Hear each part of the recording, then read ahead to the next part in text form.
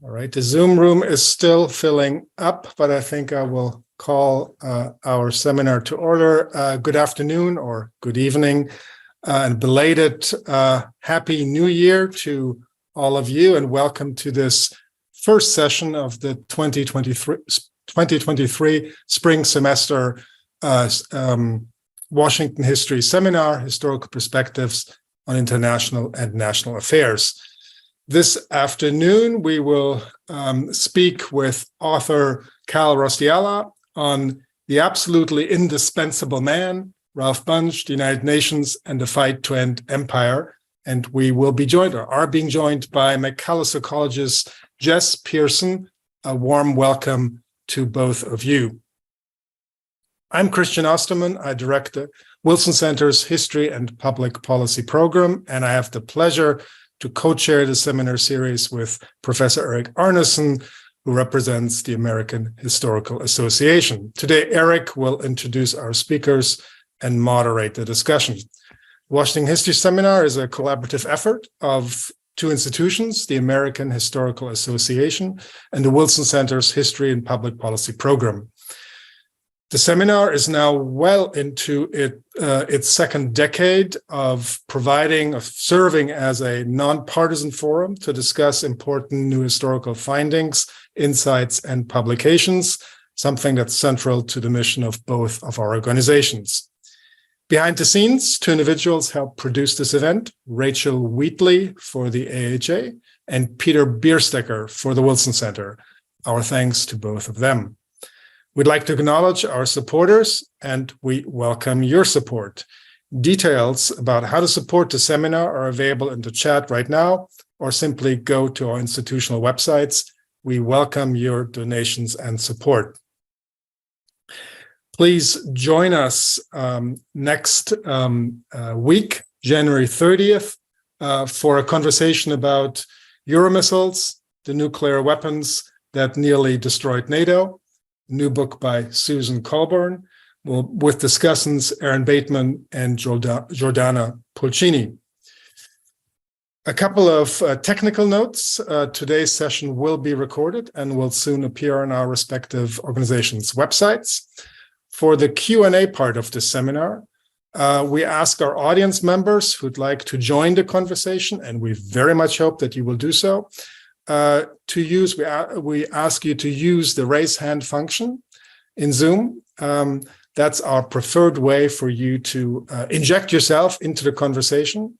Press the raise hand button and you will be queued, and then the moderator will call on you. You will receive a prompt. Please unmute yourself. Otherwise, it will be very, very hard to hear you.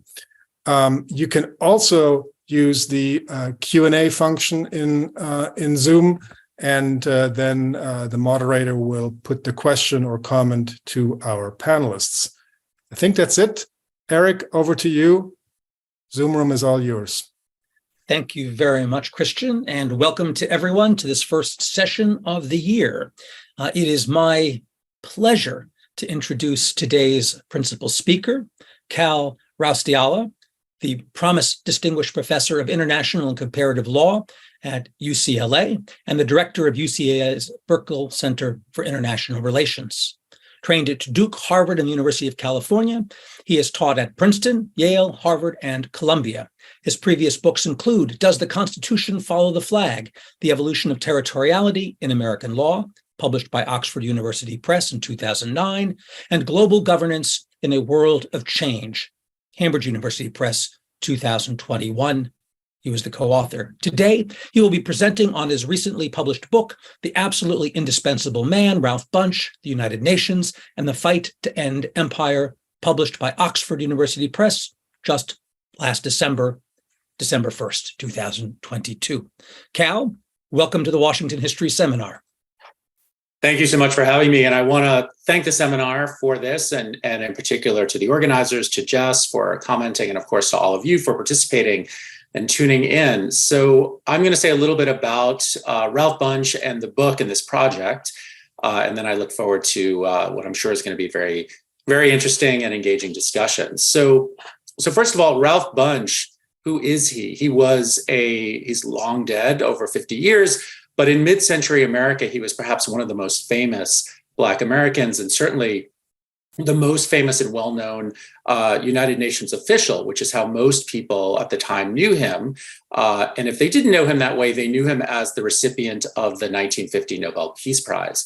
So Bunche was someone who began his career as essentially as a political scientist, coming out of Harvard, taught at Howard, eventually enters the United States government, and then goes on to the United Nations.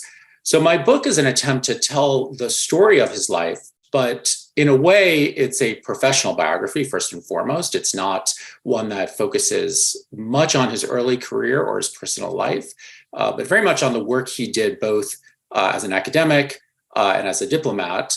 But secondly, it's a story almost as much of the United Nations itself and the way that the UN in its early years and its formation itself, and well into the end of the 1960s, Bunche dies in 1971, having retired just a few months before, that during that critical first 25 years of the United Nations, which of course also coincides with some of the most important aspects of the Cold War, the UN was the centerpiece of both certain important aspects of world politics, but especially the process of decolonization that really transforms the globe and is in many ways one of the most important political revolutions of all time. And so the story in the book is a story of Ralph Bunche, but it's also very much a story of Bunche's role at the UN, how the UN became the home, at least rhetorically, and I would argue much more, for the decolonization movement,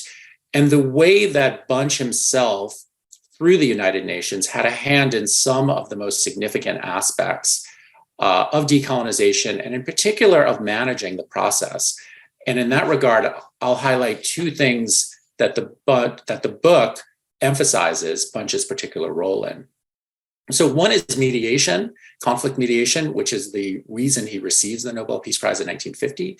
He is the appointed first the deputy mediator, and then after the assassination of the original mediator in Jerusalem, he becomes the UN's mediator with regard to issues of Palestine and Israel and its neighbors after Israel's independence.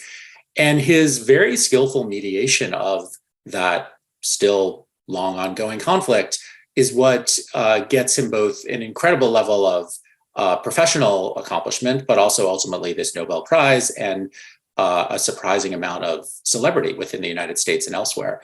So conflict mediation becomes something that's both central to the UN itself and central to Bunche's career. He is frequently called upon, and the book describes the many ways in which he is deployed as a mediator for issues ranging from Cyprus to Yemen, even to the early version of the Troubles in Northern Ireland. He doesn't end up doing it, but the British are very much eager to get him in that role. So he is sort of the conflict mediator par excellence in the Cold War.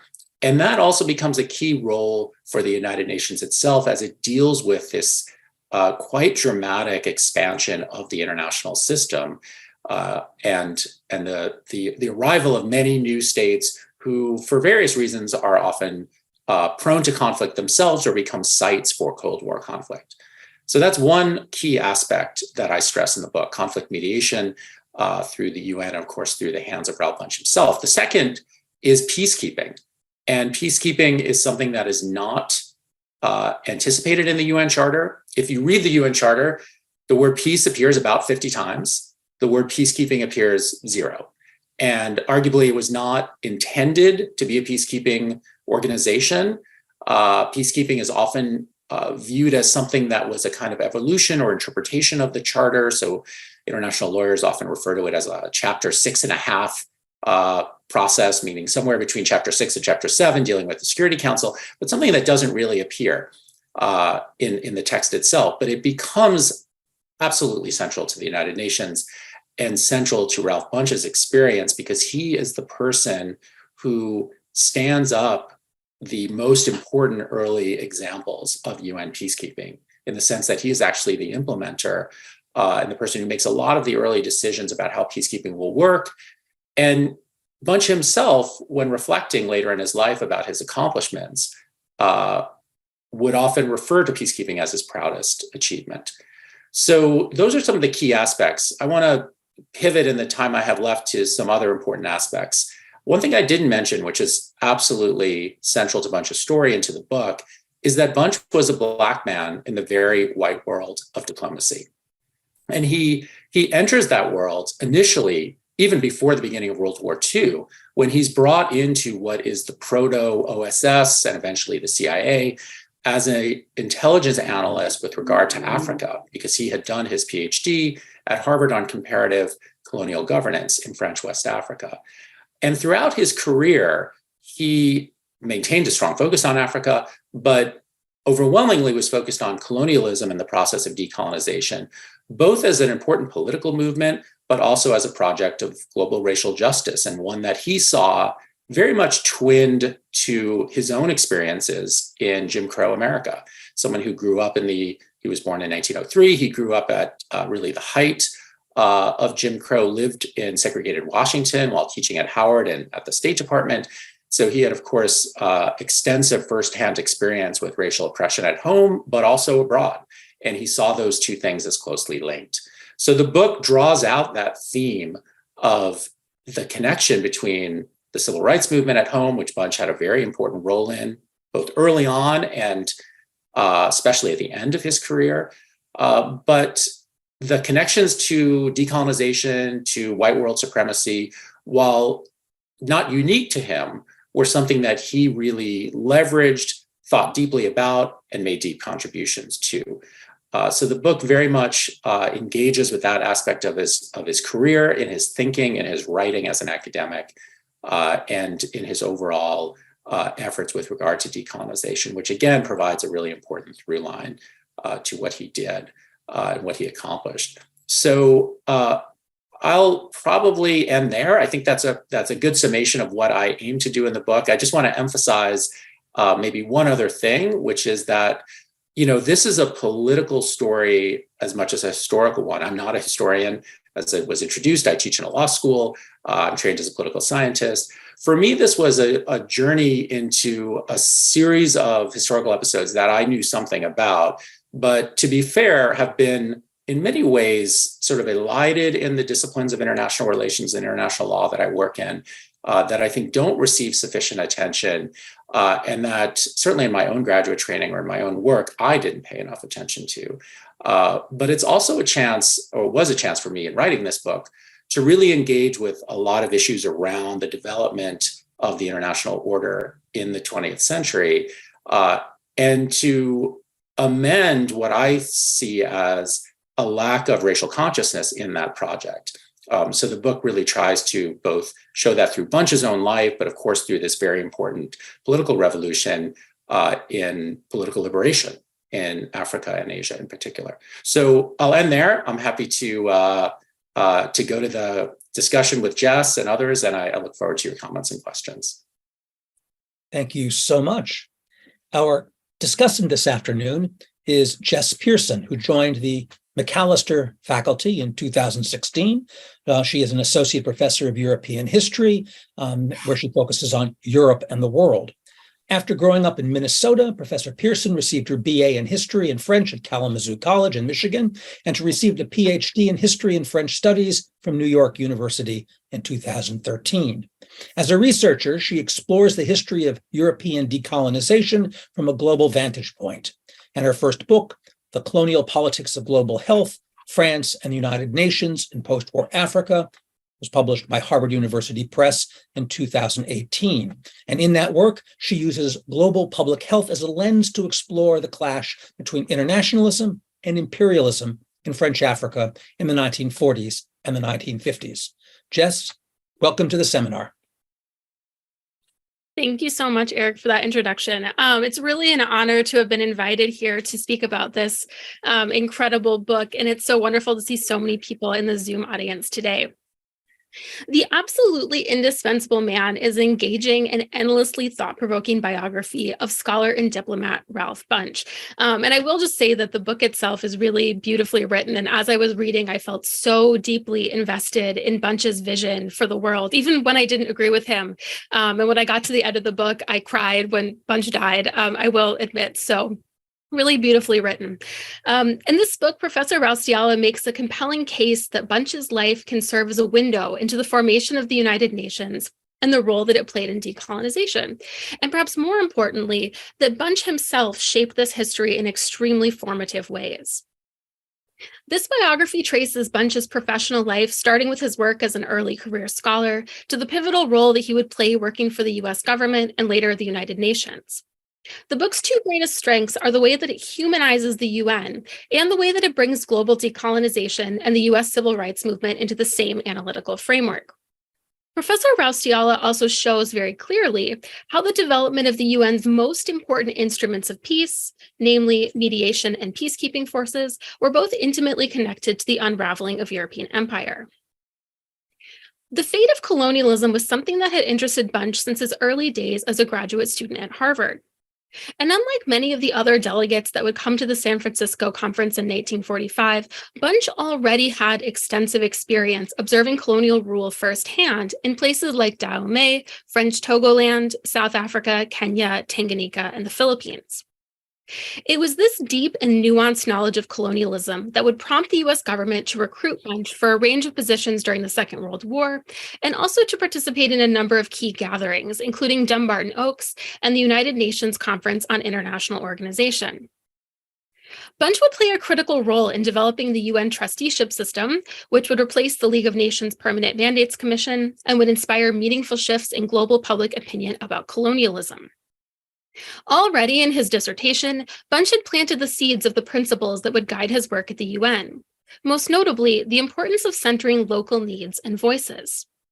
His graduate work also reflected his burgeoning conviction that a multilateral organization like the UN would be best suited to shepherd colonized nations towards self-determination. During his time working for the UN, Bunche served as an advisor to countless newly sovereign nations, mediated some of the tensest geopolitical conflicts of the second half of the 20th century, and envisioned and implemented the UN's first peacekeeping missions, including the United Nations mission in the Congo. To all of this work, Bunche brought the same spirit of intellectual curiosity that drove his academic research. Now, one of the critiques of the UN's approach to decolonization has always been that it lacks nuance. And this is something we've heard across time, from every region of the globe, and from colonized peoples and colonizers alike. So just to give two examples, in 1950, an internal French report stated that the French, quote, now found themselves to be simultaneously in a position of judge and defendant before the tribunal that is the United Nations, having to defend a colonial project of which those participating knew very little concerning the conditions and the merits. Now, to give an example from the other side of the equation, in French Polynesia, which was re-added to the UN's list of non-self-governing territories in 2013, there are a number of community members who claim that the UN doesn't understand local conditions on the ground.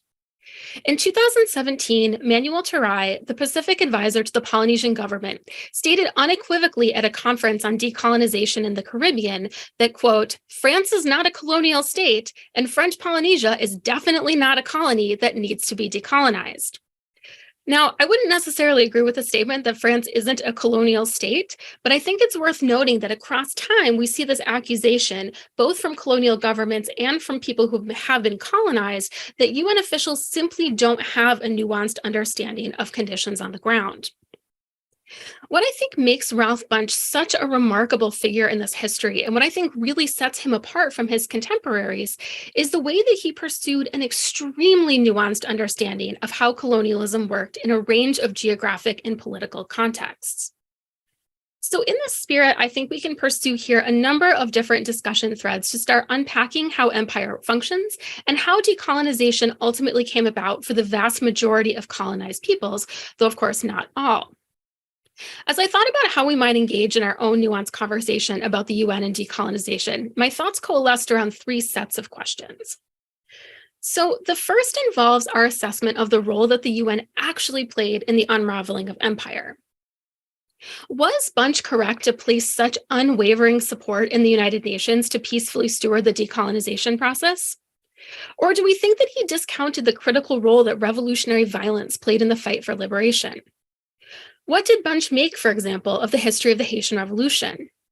How did he interpret or engage with Algeria's incredibly violent 8-year war for independence? Connected to these questions about the UN's role in decolonization is a broader question about the efficacy of the UN more generally. A common critique of the organization is that it lacks a means of enforcement.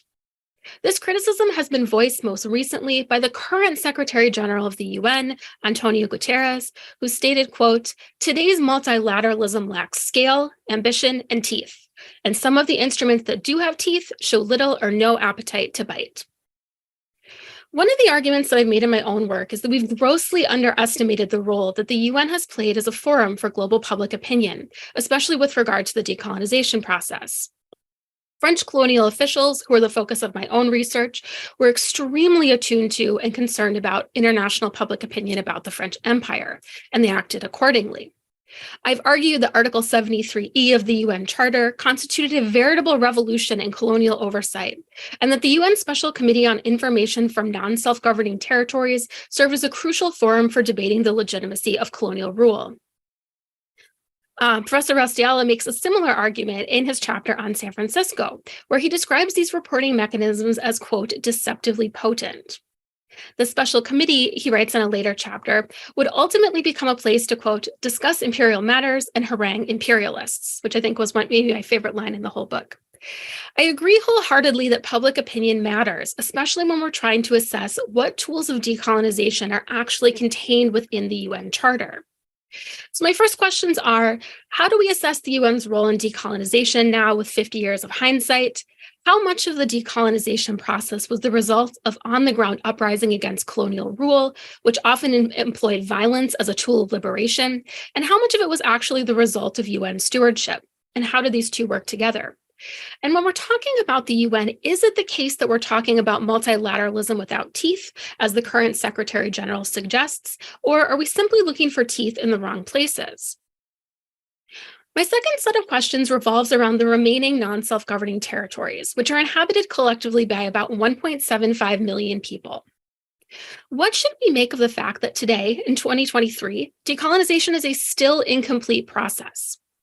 How might we take a cue from Bunche's comparative approach to studying colonialism to understand why this particular set of territories has yet to win its full independence? I ask this question somewhat selfishly, as the last chapter of my new book project explores the history of leisure travel in these remaining non-self-governing territories, which Professor Raustiala aptly refers to as the small and sunny vestiges of empire. Indeed, the vast majority of these territories are islands, some quite remote, where tourism plays a central economic role. As a corollary to these questions about the remnants of empire, I'm curious what you think, or what Bunche might have thought, about using language borrowed from the field of public health to talk about combating this lingering colonialism. We've recently entered into the 4th UN decade for the eradication of colonialism. While this initiative, of course, postdates Bunche's death, which, as you mentioned, happened in 1971, eradication was still very much part of the zeitgeist during his lifetime, with the launch of the malaria eradication program by the WHO in 1955. Using the language of eradication to talk about colonialism implies two things. First, that colonialism is contagious and could easily spread from one place to another. And second, that as a result of this, even one remaining person living under colonial rule would thus constitute a failure of the initiative. I'm curious what your thoughts are about the utility of this language, or what you think Bunche would have made of it were he alive today. My last set of questions is about how we, as scholars studying the history of internationalism, should go about weaving human experience into our exploration of institutions that can feel at times decidedly unhuman. In the scholarly literature on post-war internationalism, international organizations often appear as self-propelled automatons, rather than as the delightfully cacophonous symphonies of human experience that they in fact are. As I mentioned in my earlier comments, one of the book's greatest strengths is the way that it humanizes the UN through using Ralph Bunche's sort of professional biography. What advice might you have for other scholars of international institutions in terms of centering the ways that humans have shaped those institutions? And finally, I'm curious about the people behind the scenes. You've chosen as your book's subject one of the most illustrious humans to have worked at the UN during the era of decolonization, but you dedicate your book to the UN's unsung civil servants. I'm curious what role these unsung civil servants played in this history. How might we go about writing their stories, and what other arguments might emerge if we were to find a way to unearth their role in the decolonization process? I'll stop there, and I look forward to our conversation. Thank you so much, Jess. Kal, some questions have been posed. Perhaps you'd like to engage. Yes. First of all, thank you so much for those comments and questions and kind words about the book. That's really a lot to kind of grapple with, and there's so much that you laid out that's so interesting. So let me begin. I'm probably going to miss a few things, but how should we proceed? Should I just take an attempt at a few of the questions you posed, Jess, and then you can come back at me? Maybe the biggest one you started off with was, how much of the process of decolonization can we attribute to the UN and the UN's work, and implicitly perhaps to Ralph Bunche's work directly, versus these other issues, for example, violence and liberation movements at home? I think that's a really hard question to answer, of course, and I don't claim to have done any kind of systematic look at that issue. What I can say is that, and I think your comments implied agreement with this, but I'm curious to hear what you think, is that the UN became, partly by design and partly through some contingent events, the site for the most intense rhetorical attacks, and then through a process on empire, but then through a process of seemingly benign bureaucratic provisions and maneuvers, such as reporting and review mechanisms that Ralph Bunche helped incorporate into the UN Charter directly during Dunbar Noakes to a slight degree, though really it all happens in San Francisco. Those things end up being used quite effectively by states. So they're more like tools that are laid out in the Charter that are then picked up partly by the Secretariat, but really primarily by other states in the system. And I would single out India as a state that's particularly active in the early years of the UN, and makes the General Assembly, which I don't really believe anyone envisioned as a very powerful entity, certainly not with regard to the issue of colonialism. The Trusteeship Council that Bunche both worked on extensively and actually became a staffer on was supposedly the home of these sort of debates. At least that was the intention in the drafting of the Charter. But the GA ends up becoming much more significant. And a lot of that is, again, using these tools and then leading to things like the special committee that you mentioned on information that ends up, very skillfully sort of holding feet to the fire on the part of colonial powers. I'll just note a couple of other things, and maybe this just reflects my views as a political scientist, but we can't ignore in this story the very important role that the two superpowers play and the Cold War itself plays in this process. So for varying reasons, both the Soviet Union and the United States espouse an anti-colonial point of view, even though, of course, the United States is an imperial power, was an overt imperial power, even at this very instance when the UN is being created. We're still in possession of the Philippines, for example, today, still in possession of Puerto Rico and many others. So I know this is an uncontroversial view within history as a discipline, but the US was certainly FDR personally taking a fairly strongly anti-colonial view, not necessarily out of a moral conviction, but because imperialism, as it was currently practiced at that time, was not beneficial for the United States. Likewise, the Soviet Union, for very different reasons, also espoused that. So having two superpowers lined up in the same basic direction had a really big impact. And we see that, of course, in the Suez Crisis in the mid-1950s, when imperialism in many ways really, really dies in its traditional form. And I'm happy to talk about that more. But I don't want to keep talking. So maybe there's so many things you laid out. I'll stop there. I'll let you come back at me, and we'll go from there. Thanks. Yeah, no, I'm completely in agreement. And I think there's something you say near the end of the book when you talk about sort of this as like a ratcheting up process, that the more newly sovereign nations join the United Nations, you have one country, one voice in the General Assembly, that this becomes an overwhelmingly anti-colonial majority at the UN over time. Yes. I mean, there's been a lot of good work on this. I'd mentioned in particular Adam Getachew's book, World Making After Empire, I think is the title. It's very good on this story. I tell a particular slice of it in the book because I'm almost always working through the lens of Ralph Bunche and his direct activities, which of course were not in the General Assembly. But I do try to pay attention to that and to lay that out. And then, interestingly, and I don't have an answer to this, there's clearly this strong normative shift that takes place during the 20th century in which racial hierarchy, which is completely accepted in the early part of the 20th century, and it's actually really enlightening, in some ways disturbing, to read what's in, for example, Foreign Affairs, sort of the leading journal of American foreign policy in the 1920s and 1930s on issues of colonialism, and to see how widely accepted many of the ideas and even the rationales and defenses of colonialism are, especially in this kind of overt racial guise, which then by the time of 1945 and the demise of Nazi Germany is increasingly in discredit and eventually is sort of buried as a rhetorical philosophical idea. It obviously continues in practice for a long time. So that kind of change, that normative change, is really fascinating to me. And I'll just close by saying it's an incredibly rapid process of dismantling European empire after 1945 that is really not anticipated by anyone. And one of the things I note in the book that really fascinated me is, if you've been to the UN itself, this kind of complex of buildings on First Avenue in New York City. Well, those were built in the late 1940s, opening in roughly 1950. And so I was curious, writing the book, how did the UN itself and the architects who were given sort of orders by the UN, how did they think about the size of the organization? What did they anticipate? And the answer is they basically anticipated a very, very small, like a 10% increase in the size of the organization. So they built those UN buildings for 70 member states. There were 50 who signed in San Francisco and a few more later on. So the assumption all along was, yes, there would be new states, but very, very few. And so we don't need to build a campus for 100, let alone the 193 member states we have today.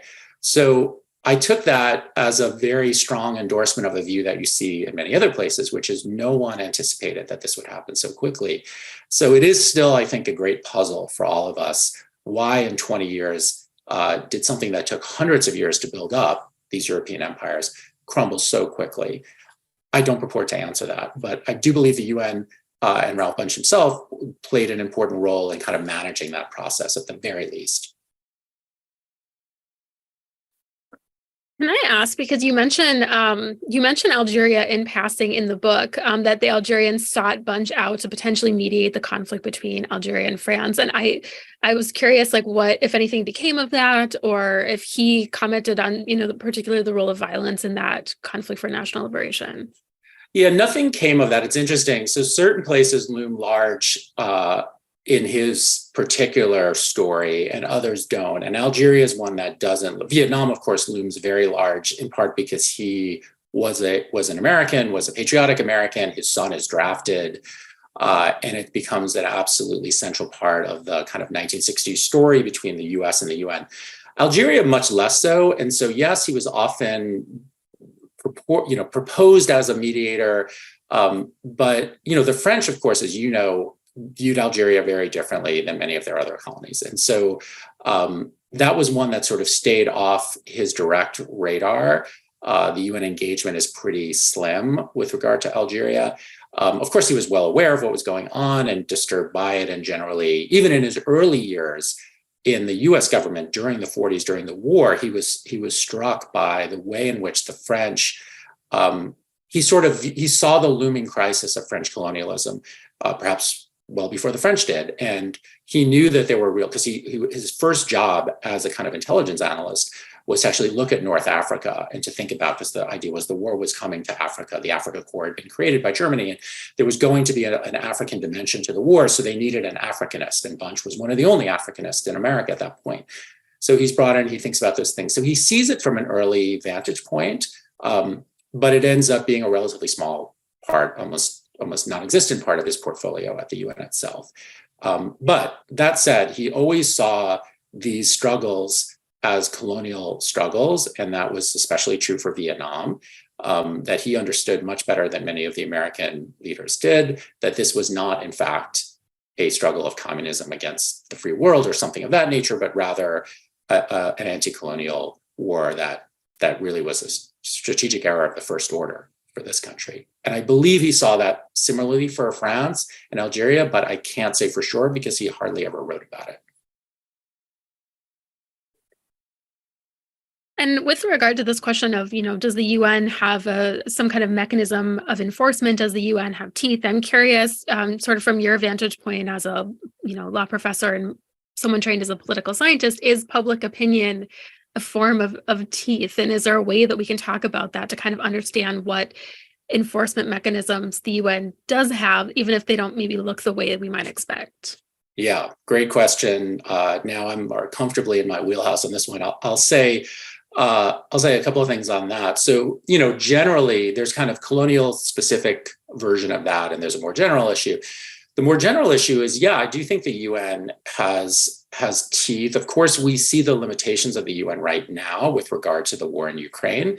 And I would argue many people see this as a failure of the United Nations. I would view it instead as a design feature, a limitation rather than a failure. Something that was baked in from the very beginning at Yalta. When Stalin, Churchill, and Roosevelt meet, their intention is always to protect the interests of the great powers and to make sure that the veto was something that would both keep them in, because of course the League of Nations itself is hobbled from the very beginning by the United States not entering. The veto is very important for that story. But the notion was it's a consortium of great powers that are going to police the world. It's not meant to be some kind of overarching, legal order or, new version. I mean, it ends up becoming many different things, but the initial vision is much more of a great power consortium. So on the one hand, there are some real limitations. On the other hand, the powers of the Security Council are quite strong.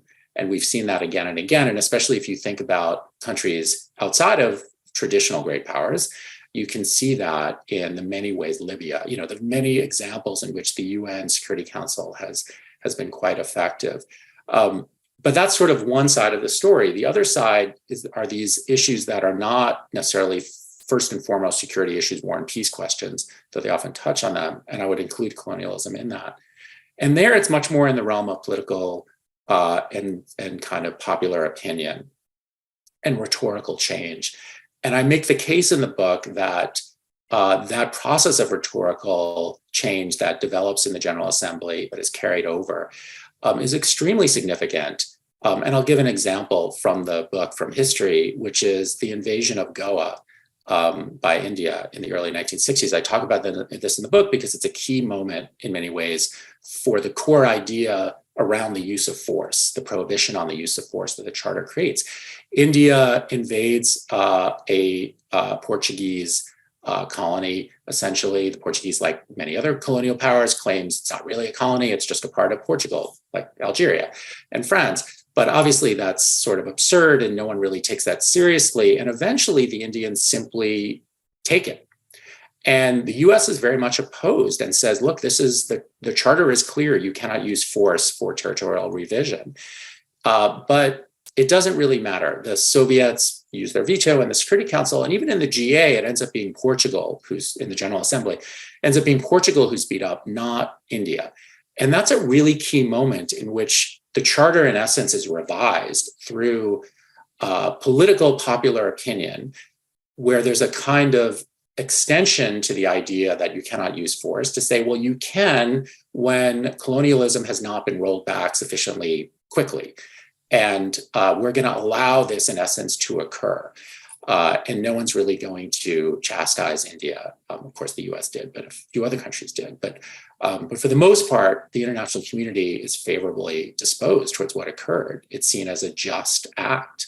So those are really important moments in the evolution of the charter and the evolution of the organization and in the evolution of the international order.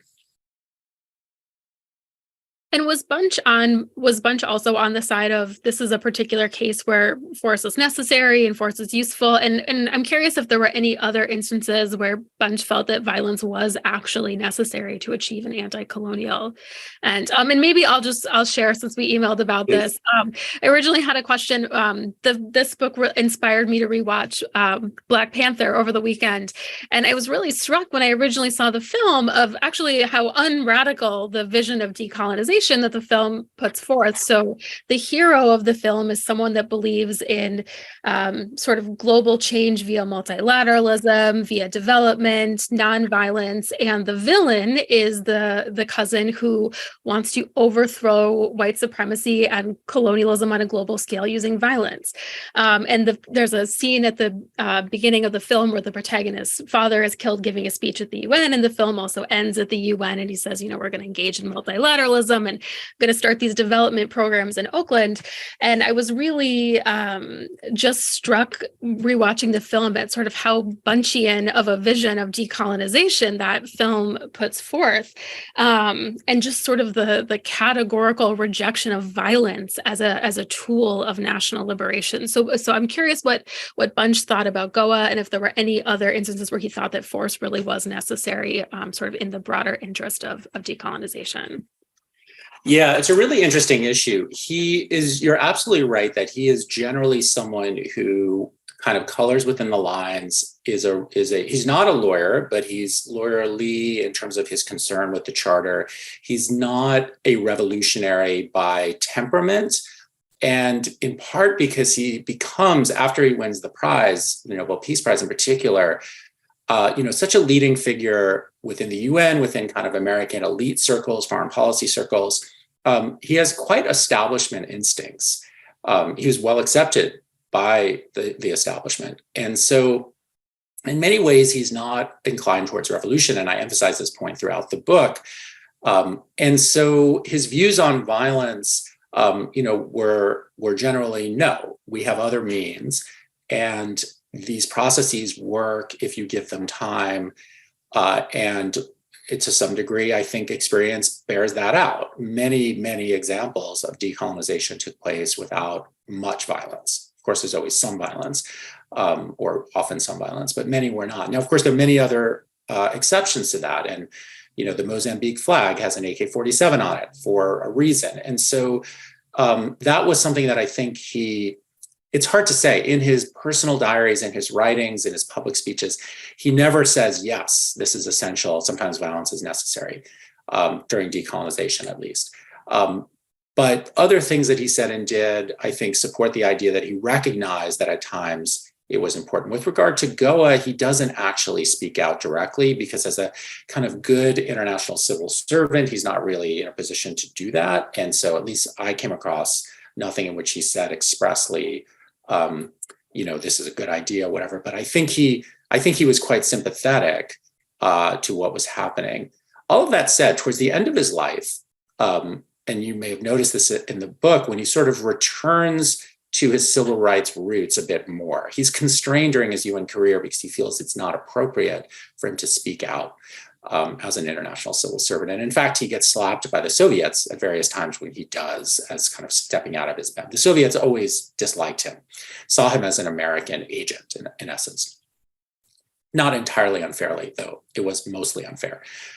But towards the end of his life, he's freed up to speak out more on civil rights issues. And both in some of his interviews and in his private writings, he did a lot of kind of musing at that point. He starts to take a more revolutionary stance and in fact speaks at one point, quite strikingly, writes and speaks of the idea that perhaps violence was necessary for Black America to use, but it was a non-strategic tool. It wouldn't work. And so the real opposition was another very core Bunchean feature, which is pragmatism. That is a pragmatic matter. Violence, perhaps the Black Panthers and other groups that he often engaged with or thought about, would ultimately fail. They would be outgunned, but it might actually be appropriate. So that was a striking sort of turn, but perhaps made sense given the through line of his career. He was quite radical in the beginning, becomes much less radical, or perhaps suppresses his radicalism. This is a kind of thing I grapple with in the book. Who is the true Ralph Bunche?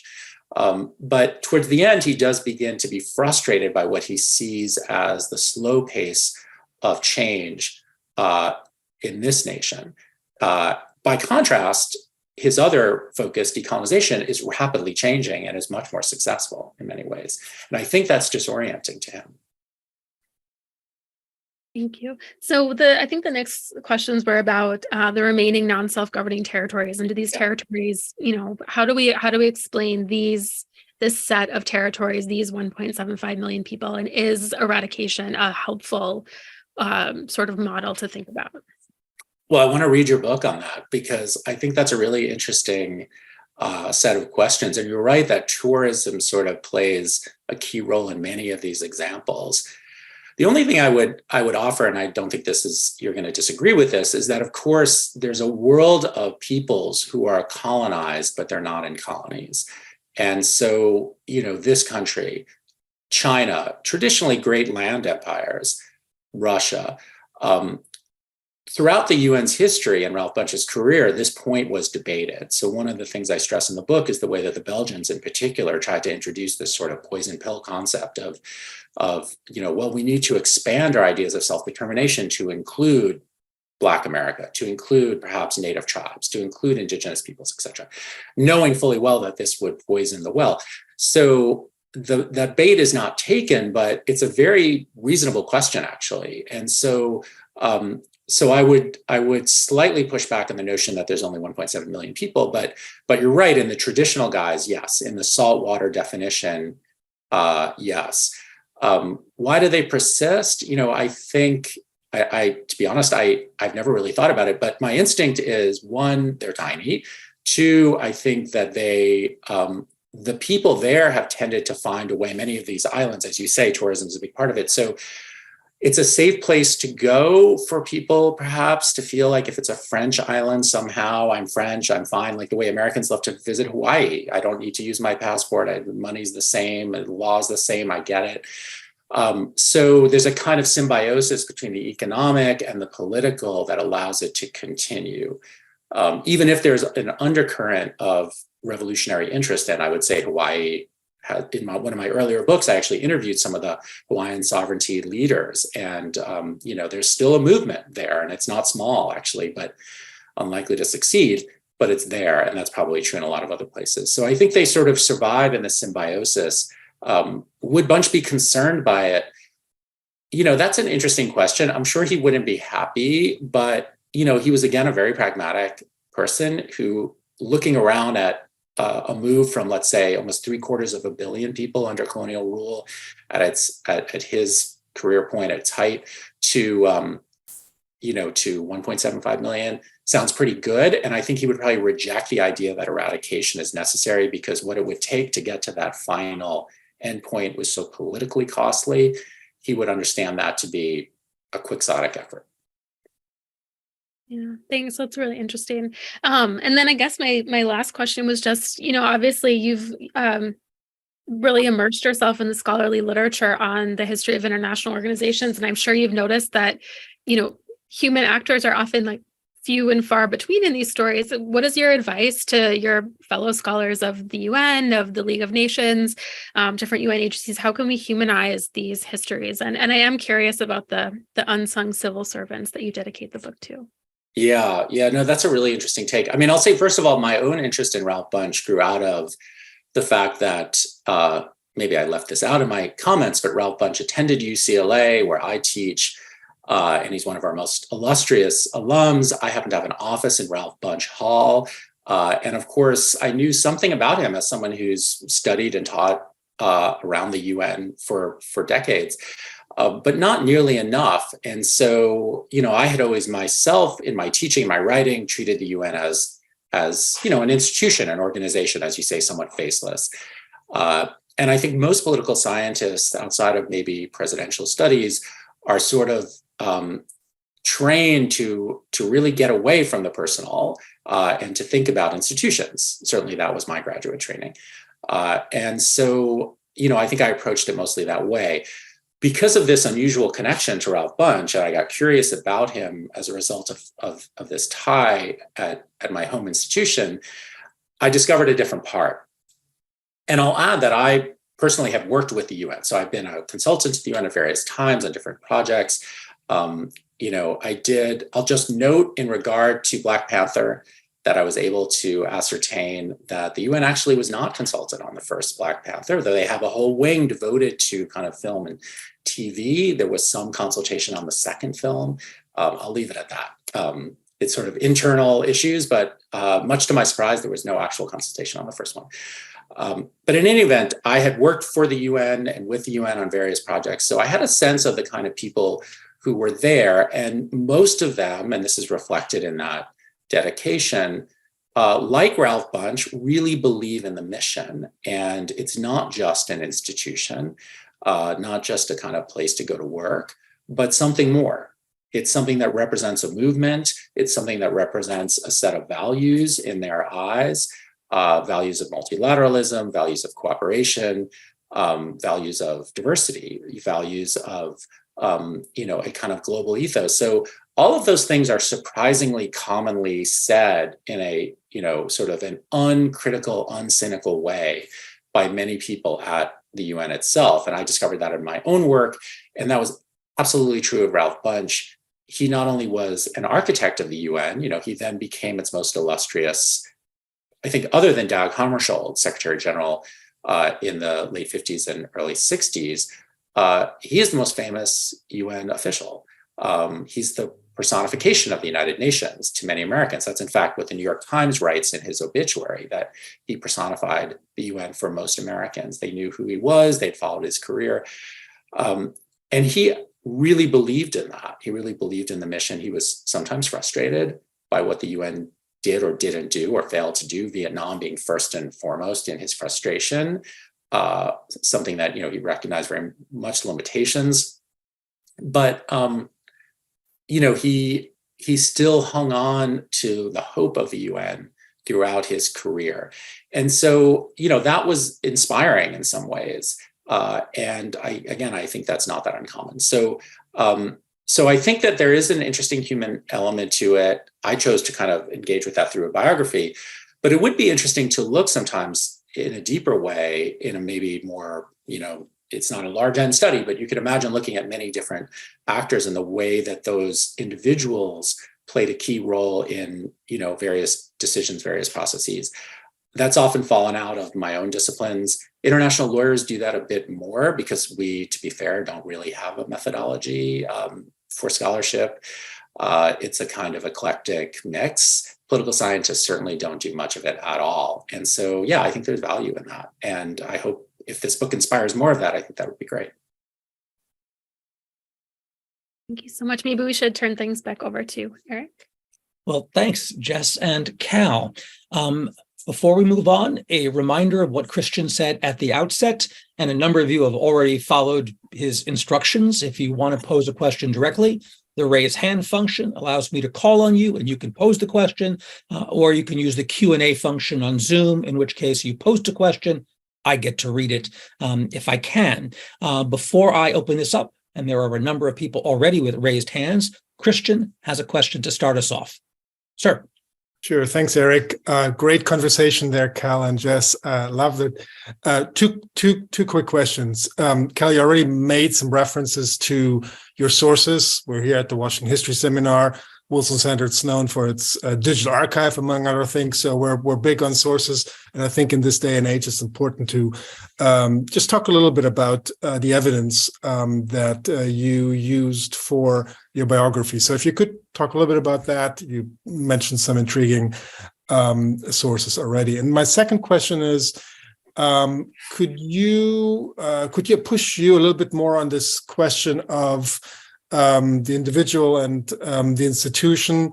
You mentioned Bunche having more radical views before he got to the UN, and then later on developing those again, or feeling less suppressed. I'd love to see if you can disentangle this process of becoming part of this institution and changing or suppressing, or your own views. Could you talk a bit more about that? Thank you. Sure. So on the first one, the Bunche papers it was interesting actually to find that this was under negotiation for many, many years. But his papers were sold to UCLA, and UCLA is the repository of the largest, something like 200 linear feet of boxes. So it's quite a lot of stuff. And there were people reaching out to him, I think maybe at least 15 years before his death, about the disposition of his papers, and he died quite young.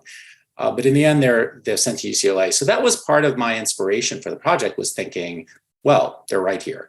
And that's pretty attractive. That said, I relied heavily not only on those papers, which are an amalgam of both personal notes, sort of specific diaries. He didn't keep a regular diary, but he would keep sort of trip-specific diaries, like when he's in Congo, which is a huge episode in the book around the Congo crisis of 1960 and onward. Palestine, another very large episode in the book in the late 40s. He would keep sort of diaries of sorts. He was a kind of big note taker, so there were lots of just kind of random things, and of course, tons of official papers and stories. I did find the UN archives to be extremely helpful, in some ways more helpful than UCLA's, and I don't want to disparage my home institution, but the UN library was very easy to work with, very easy to access, and they had quite a lot there, in terms of cable traffic, in terms of internal memos. They have their own classification system, so there are some things that are still classified, but many of those, much of this had been declassified, of course, because we're dealing with things from the 50s and 60s, though I was surprised to see some of it still was classified, and I found that really useful. And then the third place I went was the Schomburg Library in New York, which had a set of things related. It was kind of an odd amalgam of things, but speeches and the like. He gave a lot of speeches, so that was a very useful tool for getting at what he thought about, or at least how he would present to the world, either around the UN, which is his most common sort of speech topic / decolonization, or sometimes racial issues was another very large topic here in the United States. So the archives were a fascinating experience for me. I'd done some archival work before for the book that I wrote that was mentioned earlier about kind of American global legal expansion and the Constitution and its overseas extraterritorial dimension. So I had certainly done historical work, but never as deep of a dive into these kinds of sources. There were some things I couldn't access in the UCLA papers as well, personal things that the family, I was in touch with his family, but they had not yet approved for research. So there are some limitations. The last thing I'll say on sources is, of course, I'm dealing with topics that many people have worked on. So I didn't try to reinvent the wheel. If there was excellent secondary work, I used that.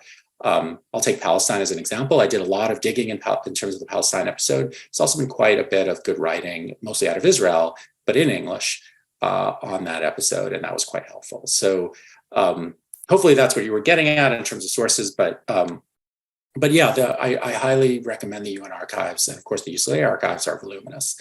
And some of it was able to be digitized. COVID posed some challenges, but digitization made it easier, and both archives were willing to digitize some things. That really helped. This book would not be out if it wasn't for that, and I'm grateful for that. On your question of individuals versus institutions and the balance, could you restate that just so I don't miss the nuance? I'm just curious about the development of his views as he transitioned into the UN and how that affected his views.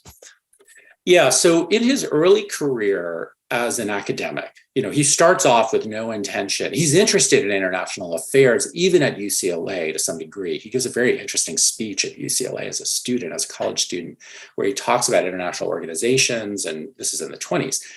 The UN is obviously not even on anyone's radar screen. And so he has a bit of an interest, but even when he goes to graduate school, he's not thinking that this is what he's going to do. But he goes to Harvard, he quickly comes up with a dissertation topic that has a global dimension. And then when he's at Howard, which he begins almost immediately at Howard, he's in a sort of radical milieu, and his writings of the time, his scholarship, and this is another very interesting source, he was a scholar, and so I could read all of his work, and it ran the gamut. He wrote a lot. He wrote more than he published, but he wrote quite a lot. And it often had a Marxist-inflected viewpoint. So one of the works that I spent some time on is something called A Worldview of Race, which is one of these bronze booklet series that his colleague Elaine Locke had put together. Despite the title, it's actually not really a worldview of race. It's really a kind of class view of, it's much more class-focused. He kind of concludes with the importance of class over race. These sorts of viewpoints, I think, as many of you probably know in the audience, were not that uncommon in the 30s. But he renounces that later. So after he wins the Nobel Peace Prize, he's actually asked about that book by the YWCA. They want to distribute copies, and he says, "Don't distribute it. I'm not proud of that work. It's actually not very good," and they don't do it. So he disavows a lot of that more radical thinking. He wasn't the most radical, even in his milieu, but he was more radical than he certainly was later. He disavows that work. In particular, I think he was not prone to radicalism by temperament. He also had an astute political judgment, and I think he knew or anticipated that some of this could haunt him, and it did during the various loyalty efforts in the 50s. He actually appears before a loyalty board in this kind of incredible episode where he's so famous and so respected that the Secretary General of the UN, when the Secretary General is told the Americans want to do these loyalty board investigations of people at international organizations, we need to get a system together. He puts Ralph Bunche in charge of it, thinking like, well, of course, Ralph Bunche is above reproach. But nonetheless, Bunche is sort of caught in this net and has this 3 days of grilling, one of which is capped by a White House dinner because he's a kind of guest of honor of Eisenhower. So it's clear that nobody really takes this seriously, that he's some kind of communist agent, but his earlier writings and associations with groups, National Negro Congress being one and others, end up being brought up. And so he has to kind of provide some distance. And I think he recognized as early as the San Francisco conference that there were people around on the other side, perhaps, of those organizations politically, but close enough to touch him that he knew he had to get away from because he saw that their views didn't really make a lot of sense, but in turn, they were too inflammatory. So I think he had pretty good antenna for that. So to the core question, I'll close with this about whether who's the real Ralph Bunche? It's, I think, based on his private writings, of course, his public speeches, you can take with a grain of salt, but his private writings evince a pretty consistently pragmatic, middle of the road, reasonable, cool politics rather than hot politics favoring viewpoint. One of the things I emphasize in the book is he had a very, unhappy relationship with certain liberation leaders in Africa, Nkrumah being an example, Patrice Lumumba being another one, where he thought that their embrace of a very hot form of politics was simply inflammatory and kind of unnecessarily conflictual. That comes through pretty clearly. So I think that is the true Bunche, with the only caveat being what I mentioned a few minutes ago about his kind of, I think, somewhat anguished reflections about slow progress with regard to civil rights in America, feeling concerned about that and wanting to see more action. All of that said, when Newark, Watts, these other uprising/riots occurs, Bunche is on the side that they are riots. He does not view them favorably. He does not view them as reasonable uprisings. He's upset about them and definitely not supportive in any way. So he wasn't always even supportive of Martin Luther King. So he's pretty establishment in the end, and I think probably was all the way through. He was just such a young scholar. I think he probably imbibed a kind of atmosphere that pushed him in a more radical direction than he really was comfortable. Thank you. Thank you. We have a number of people with raised hands. I would ask you to be patient as I try to get to you all. So starting us off will be Dane Kennedy. If you unmute, you may join the conversation, Dane.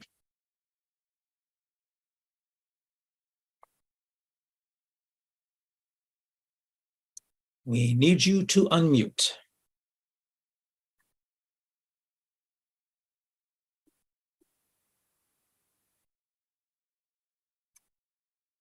One more time. Okay. Can you hear me? Yes. Sorry. Okay. I'll try now. So thanks very much for what I thought was an extremely stimulating exchange between Kal and Jess, and also for what I'm sure is going to be a fascinating book, which I'm very eager to read. I'll be quick. Just a quick comment and a quick question. The comment sort of piggybacks on Kal's remarks about the the planning of the UN buildings and how they didn't anticipate the size and the rate at which it would grow. Another thing that I think is just so striking about the UN, if you take a tour, is that there is this trusteeship council chamber, which is defunct, right? And which clearly was anticipated to be a continuation of pre-war sort of quasi-colonial engagement by the UN with imperial powers. So colonialism by another name, in a sense, which gets wiped out by the General Assembly and all of these new decolonized nations. The question actually goes back to Kal's early comments when, if I understood you correctly, you were saying something to the effect that as you began this project, your training in international relations and political science really didn't prepare you in some sense for addressing the issue of decolonization. If I have that correct, I'm wondering if you could speak a little bit more about those kinds of disciplinary blinders. Yeah. Thank you for that. So I'll make a friendly amendment to your comment, which is were Ralph Bunche listening in, he would push back on your characterization of the trusteeship council, maybe not of the league mandate system, which was, famously characterized by Locke as a new code of empire. And I think much more clearly was simply an extension or a cover for colonialism. Bunche's view, at least, was that trusteeship would be different. Now, this was a hotly debated topic. Would trusteeship be different? How would it be different? But his view was that because of some of these mechanisms that Jess highlighted, that I talk about in the book that Bunche helped create, trusteeship would be much more intrusive and much more focused on actually moving with some rapidity these territories to independence. Now, of course, many people took the view that you took, which is it's just a cover for continued colonialism. But he didn't see it that way. So I just want to clarify that point. In terms of the disciplinary question, I don't want to claim that that political scientists or sort of IR scholars didn't write about or don't think about decolonization. They do. But the dominant paradigms within international relations certainly, take states as the primary units. And, the focus is not on empires, for example, which in the early 20th century were the dominant units. And so, there were people who tried to bring that back. Michael Doyle famously wrote this book, Empires, widely read in the 90s, I think. There was much work in the 60s about decolonization as it was taking place and focus on the GA.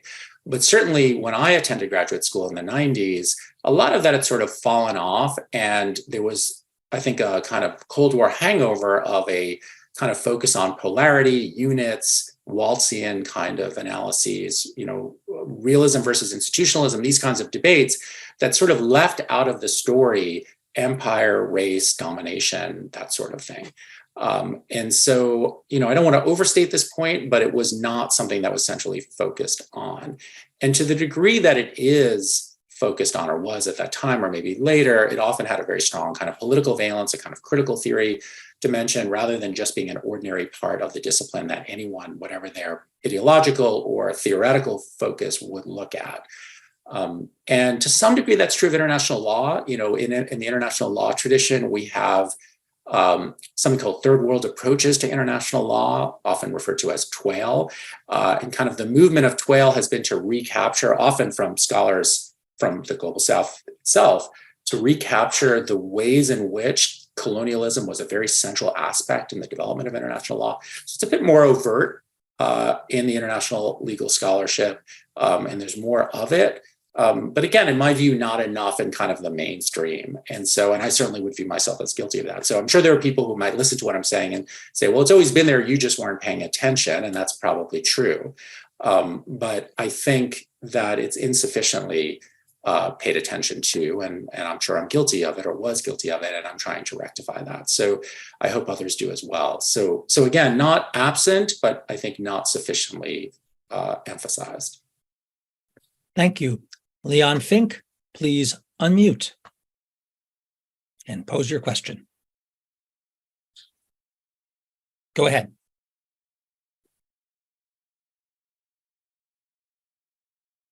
Leon, you appear to be unmuted, but we can't hear you.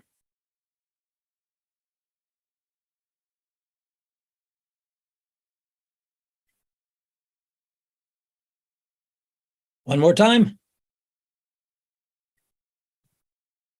Huh. All right. I'm going to call on Lewis Cooper. If you want to stand by and try again, you can do so. Lewis Cooper, please unmute. I just did. Good. Okay.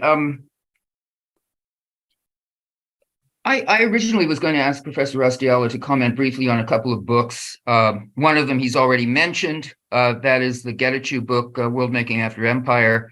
The other book that I was going to ask him to comment on briefly is, assuming he's familiar with it, Robert Vitalis's White World Order, Black Power Politics, which I actually haven't read closely, but I have it in front of me, and I see that he devotes some space to Bunche. So various other things I could comment on. I'm trained in IR myself, but I won't get into all that. I just will leave it at that. Yeah, thank you. Those are both very good books. I would say, the Getachew book is and I hope I'm pronouncing that right, is, a really deep dive and a kind of theoretically ambitious and very learned take on the process of decolonization and the kind of theoretical and rhetorical political strategies that were used. I found it very helpful as I was going through this, and really, really, I think a well done study of the role that both the UN plays, but also just the kind of growing community of thinkers and of states even in the Global South played in that process. So a book I definitely recommend.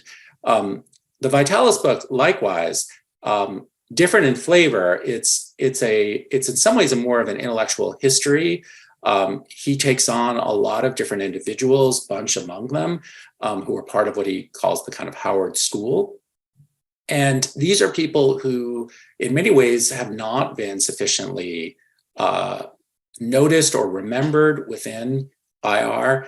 And he also notes some really interesting things. So one of the things that got a lot of attention when the book came out was the fact that Foreign Affairs, the journal that I mentioned, the kind of house organ of the Council on Foreign Relations, and I should just say, I write for Foreign Affairs. I'm a CFR member. I'm not in any way criticizing CFR. I like CFR, but it's just striking that that journal actually begins as, I think, the Journal of Race Development, if I'm getting the title right. And Vitalis kind of unearths the fact that it starts off with this kind of very strong race focus, not out of CFR, but it's then adopted and the titles are changed. But he uses that to point out the ways in which race and thinking about race was essential to what passed for IR in the early 20th century, that so much of it was about colonialism, and so much of colonialism was very much about racial hierarchy and racial dominance. And so, the book is for sure more polemical in flavor than Adam Getachew's book, but I think appropriately so. And so it's quite an interesting take, I think, especially for people in IR to read. And to see how many of these people, Bunche, Tate, others, thought about and engaged with issues that sort of fall out of the discipline or perhaps willfully ignored later on. So two books I certainly recommend. Thank you very much. We have Leon Fink's hand is back up. Leon, let's give this a try. Okay, can you try it? Is it working now? Yes. Okay. Yes. Professor Raustiala, thank you for stimulating presentation, and I look forward to reading the book. You highlighted from the beginning Bunche, your emphasis on Bunche as in the process of conciliation and mediation. That's a category of political actor that I don't think has received that much attention from at least from political historians.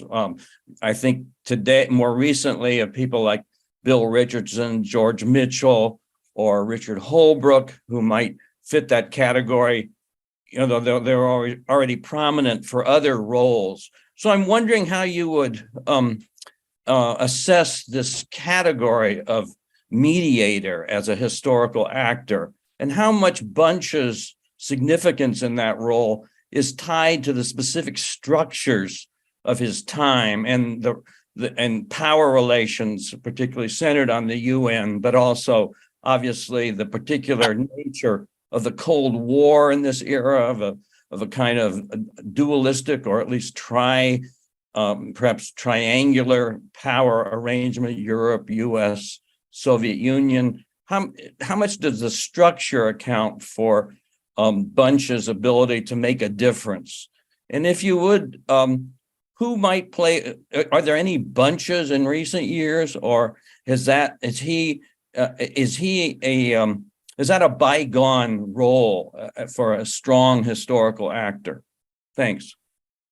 Yeah, those are really interesting questions. So, I'll say certainly international lawyers have focused on mediation, arbitration, and things of that nature for 125 years at least.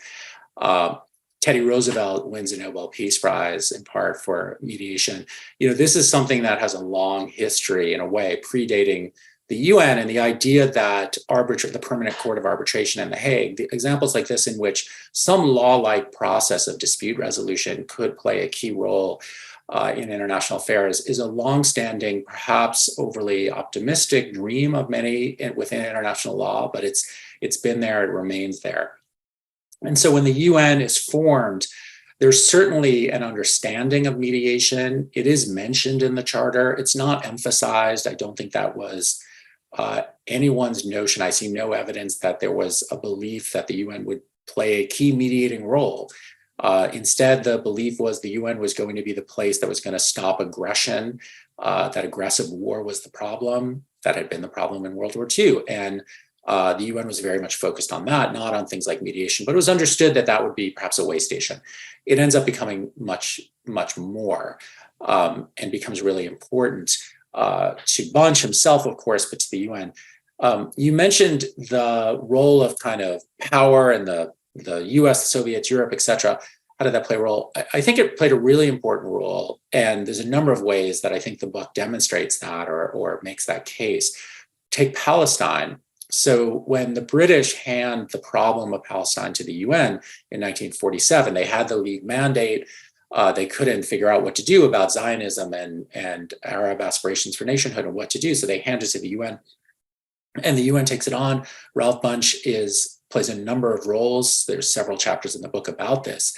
But the mediating role ends up being the kind of the tail end of it, and the most significant, the one that ultimately leads to the Nobel Peace Prize. But one of the points I make is that while Bunche was a very skillful mediator, and by all accounts, did a really good job, was smart, savvy about it. One of the key powers that he had was the sense that he, in some indirect way, spoke for or had connections to the very highest levels in Washington. And that was accurate in a lot of ways. It was accurate in part because Bunche himself was just out of the State Department. And so he knew all sorts of people back in Washington and was still in touch with them on a fairly regular basis. He starts off his UN career seconded from the State Department. Second, the UN is very much a creature of the United States. So yes, it's a kind of multilateral creation, but it's a US blueprint. It really grows out of a State Department effort. Dumbarton Oaks is totally dominated by the US. By the time we get to San Francisco, the actual creation of the charter, the US has already lined up most of the key issues and kind of accommodated the needs of the Soviets and the British with the other key interlocutors. And then the rest is sort of fiddling on the edges. And so there was a belief that the UN was quite friendly to the US, and it's no surprise it ends up being housed in the US.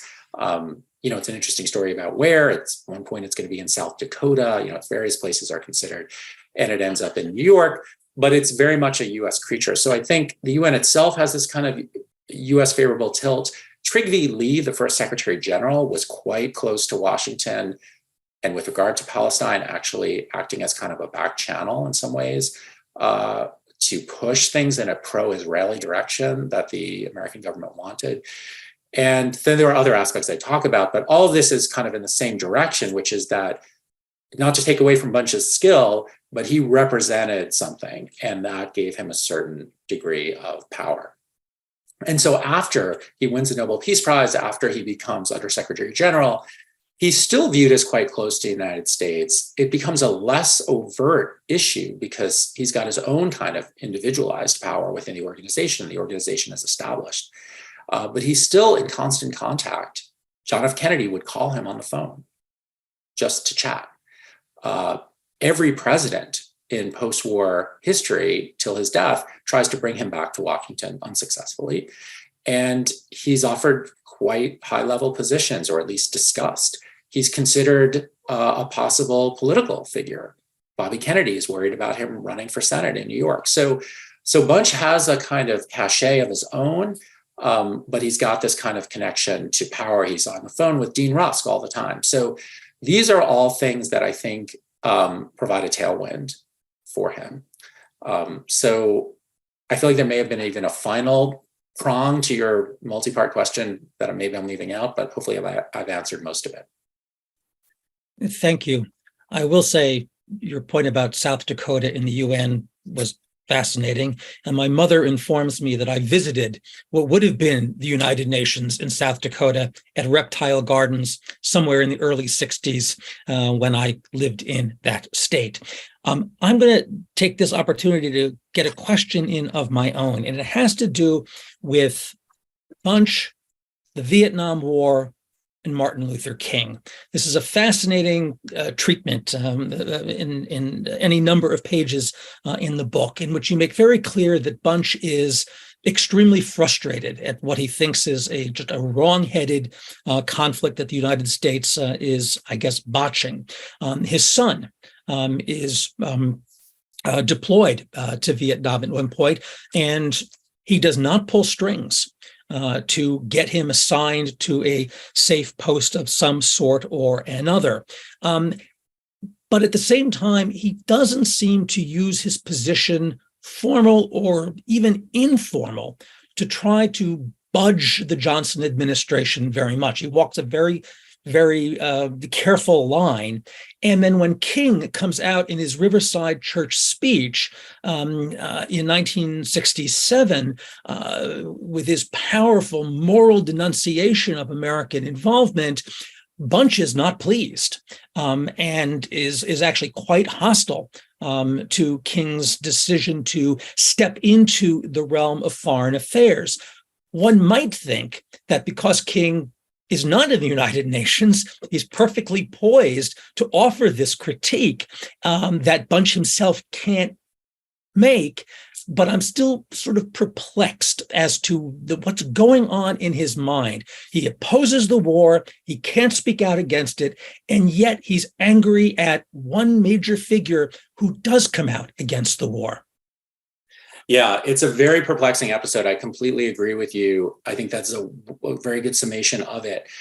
I think partly he is, so you said he doesn't push very hard on the US. I think he didn't have a lot of levers. I'll slightly push back on that. I think he did in his own way try to encourage the US to recognize the nature of the war, but he's constrained in part because he's really forced into this interlocutor role between U Thant, who is then the Secretary General after Hammarskjöld's death, who is himself Burmese, who had himself grown up under colonialism, who knew Ho Chi Minh, who very much saw the war as an anti-colonial war, and Rusk and Johnson, who of course, seem hell-bent on escalation, and Bunche is trying to somehow navigate that and being leaned on constantly to play this kind of intermediary role. And this is where his patriotism, his love of this country, which maybe I haven't emphasized enough, Bunche took a very, very positive view of America. I contrast him, Malcolm X said, I'm not an American, I'm a victim. I'm one of the 21 million victims of Americanism. Bunche did not take that view at all. And he viewed himself first and foremost as an American. So I think he was sort of really betwixt and between on this question. All of that said, you point to a very, very important episode. And it is strange because Bunche, in his private writings and every bit of evidence that I could amass, seemed to agree with what King says at Riverside Church on that day. And he had great respect for King. They're both Nobel laureates, of course, at this point.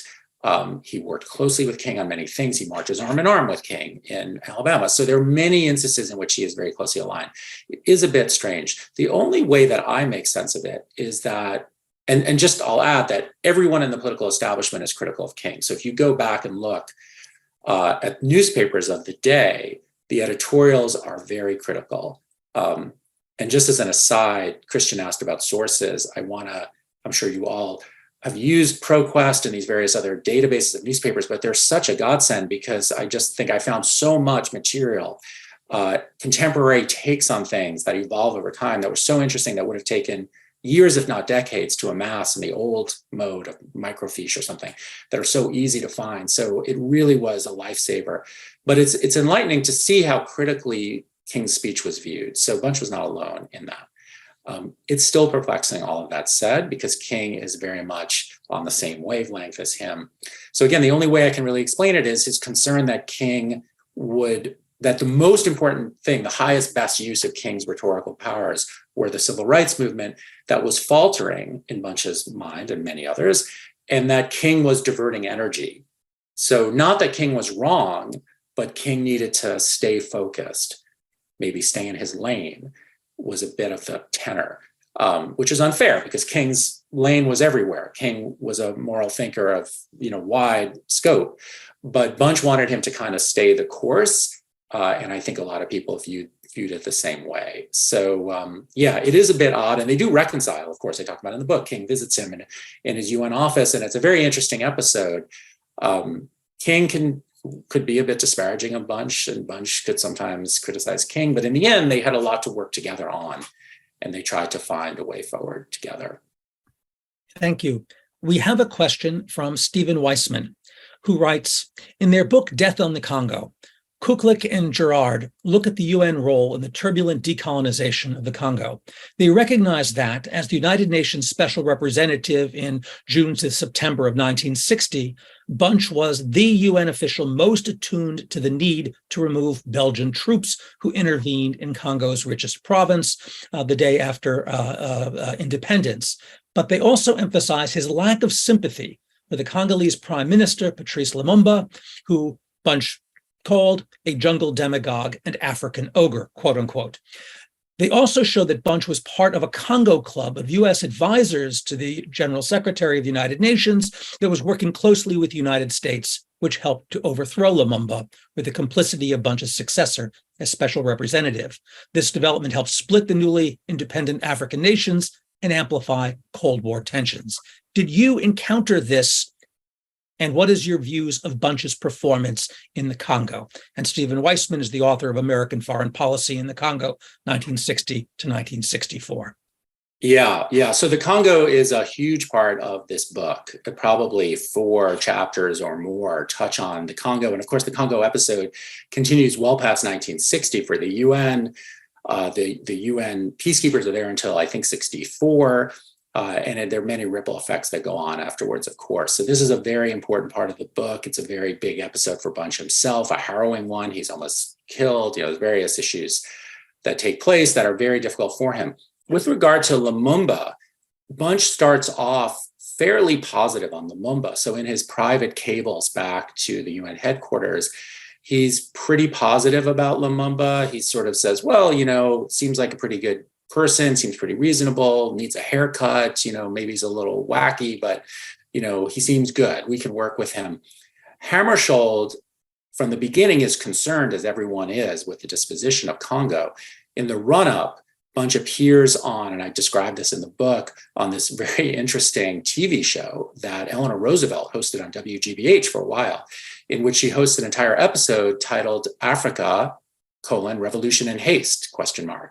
And so the notion is this is all happening so fast. What is going on?